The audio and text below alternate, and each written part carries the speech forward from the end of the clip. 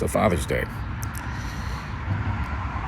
I'm not really sure how to feel about it because I don't consider myself particularly special, even as a dad. Especially since the one that I had to deal with is really nothing to write home about. He's been the consummate fuck up from the time he was born. And he's never been really that much of a role model, let's say. And not very good at taking responsibility for his behavior or his actions or the consequences thereof.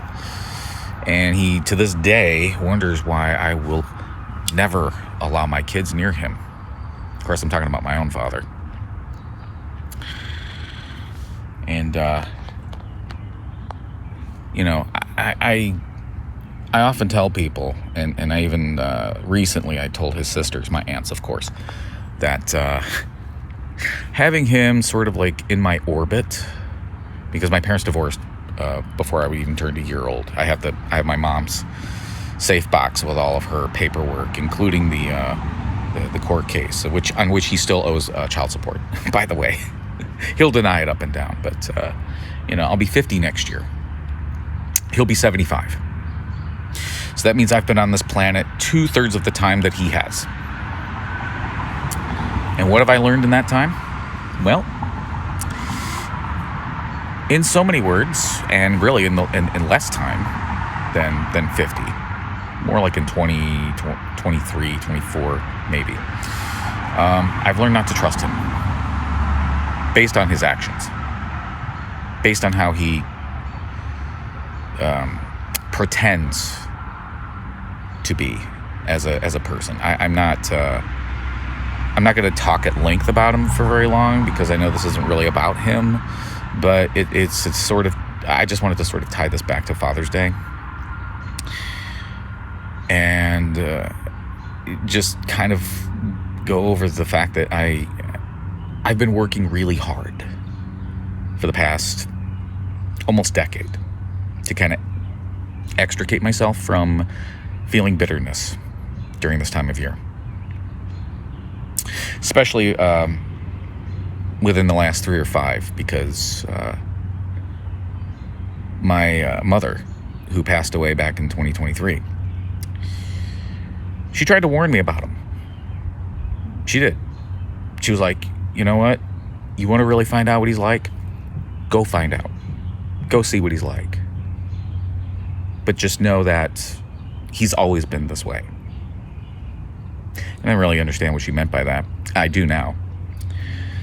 Because my father is, he was, like I said, training ground for a Trump presidency. Picture a man like Trump with the attitude, the sort of like, this sort of, white man's burden, that the entirety of the world is on his shoulders and only he knows all the right answers. Imagine that scenario. Imagine that attitude without wealth, without privilege, but with a sort of working class chip on his shoulder.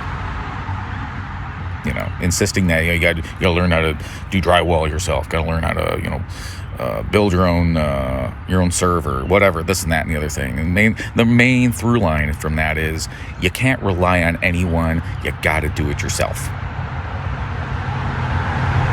The problem with that is it doesn't really work. You need cooperation at some point. You need people in your vicinity. He knows this. He likes to put on airs like he's I could live on my own. I could subsist on the land. I don't need nobody. Mr. Lone Wolf, right? Anyway, going back to my mother. As I mentioned, she died about 3 years ago, Mother's Day. Well, all right, tell a lie. 2 days after Mother's Day, but nonetheless. And so from May until December, didn't hear a word from him. Nothing. And then one day, not just one day, but one in particular, Christmas Eve, that year. So my mother's dead from May 16th all the way up to December 24th. I don't hear anything from him. He shows up on my doorstep with allegedly gifts for my sons, which, yeah, they don't need anything from him. But then he proceeds to ask me, well, when am I going to get a picture of my grandsons? Nothing about, hey, how you doing? How you holding up? I understand you lost your mom. I lost my mom too. Nothing.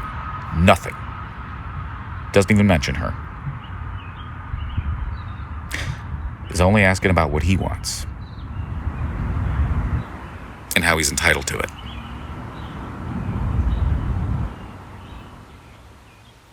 Like I said, I really struggle with Father's Day. I hope you understand why now.